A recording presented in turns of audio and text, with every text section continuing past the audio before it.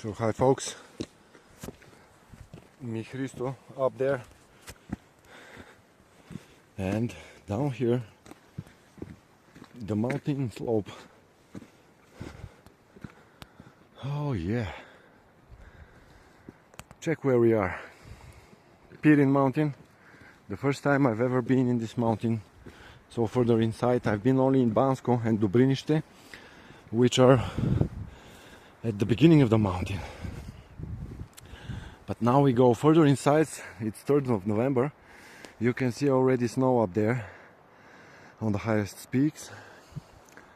Over there also some snow. Check here.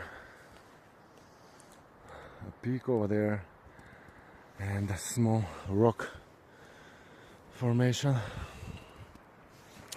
Actually, the mountain over there that you see is Rila Mountain. Rila and Pirin Mountain are next to one another in Bulgaria, and they're two of the 4 biggest mountains in Bulgaria. Huge mountains. They're absolutely incredible. Check folks.